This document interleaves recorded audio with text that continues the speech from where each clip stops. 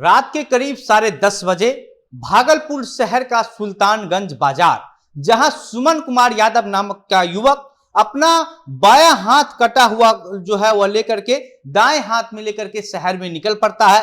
लोग देख करके अचंभित हो जाते हैं, सोचने लग जाते हैं कि आखिर ऐसा क्या है, कौन सा ये आदमी है जिसका एक हाथ कटा हुआ है और अपना कटा हुआ हाथ को लेकर के दूसरे हाथ में आराम से हिलाते हुए ऐसे जा रहा है जैसे मानो कोई थैला पकड़ के वो कोई सामान लेकर के जा रहा हो। उसके हाथ से खून टपक रहा होता है, लेकिन उसको इलाज की कोई देरी नहीं रहती है, उसको किसी बात की कोई परवाह नहीं होती है। लोग रास्ते में उसको बात करने समझाने की कोशिश भी करते हैं, लेकिन कई ऐसे लोग हैं जिनको लगता है कि कोई भूत आ गया, कोई प्रेत आ गया, जिस वजह से कोई उससे बात तो नहीं करता है। लेकिन लगातार जिन जिन लोगों को यह पता चलता है कि शहर से एक लड़का गुजर रहा है और उसका एक हाथ कटा हुआ है, जो हाथ कटा हुआ है उस हाथ से खून टपक रहा है और जो कटा हुआ हाथ का टुकड़ा है उसको दूसरे हाथ में लेकर के मुस्कुराता हुआ रात के 10:30 बजे शहर से गुजर रहा है। जैसे ही लोग देखते हैं, नजर पड़ती है, लोग सहम जाते हैं, कई लोग तो डर जाते हैं,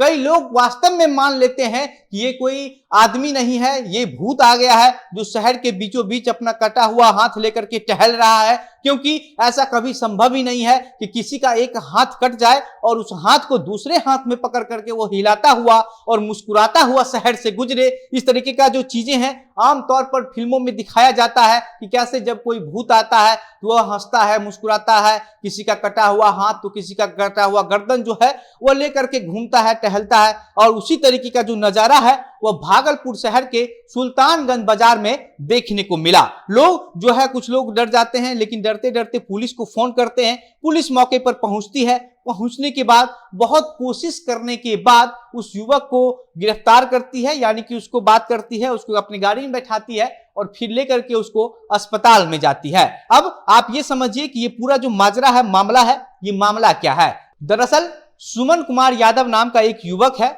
वह युवक अपने गांव के एक वृद्ध व्यक्ति के दाह संस्कार में सुल्तानगंज घाट जाता है, जहां पर ट्रेन से फिसलने की वजह से वह गिर जाता है, ट्रेन की चपेट में आ जाता है और फिर उसका हाथ कट जाता है। और हाथ कटने के बाद वह अपना कटा हुआ हाथ को दूसरे हाथ में उठा करके बीचों बीच रात में जो है वो शहर में निकल पड़ता है। और वो जो है वहां पर लोगों की जब पता चलता है, पुलिस आती है। पुलिस जो है इस मामले को छानबीन करती है। बड़ी कोशिश करने के बाद उस युवक को पुलिस अपने साथ ले जाती है और फिर जो है उसको वहां के जो सदर अस्पताल है उसमें भर्ती करवाया जाता है। सदर अस्पताल में जो एक मामूली इलाज जो है वो करने के बाद उसको फिर बाद में JLNMCH भागलपुर रेफर कर दिया जाता है, जहां युवक की अभी भी इलाज हो रही है। यह जो युवक है बांका जिले के हल्दीपुर के कैथा निवासी राधे श्याम यादव के पुत्र है और सुमन कुमार यादव इसका नाम है। और बताया जा रहा है कि ट्रेन की चपेट में आ जाना आज की वजह से इसका हाथ कट गया था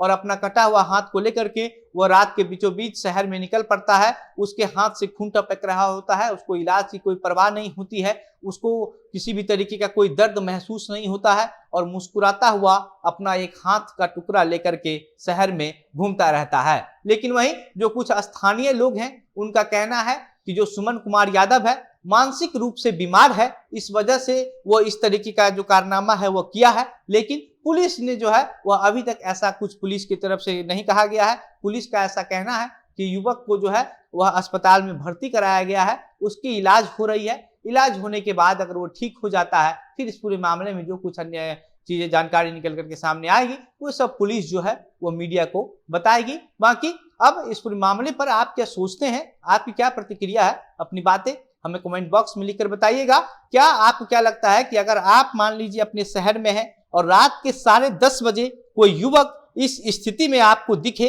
तो आपका पहला रिएक्शन क्या होगा, आपके मन में क्या ख्याल आएगा, जरूर लिखकर बताइएगा। वीडियो को शेयर कीजिएगा। मेरा नाम घनश्याम सिंह है। आप द बिहार प्रोजेक्ट देख रहे थे। बहुत बहुत धन्यवाद।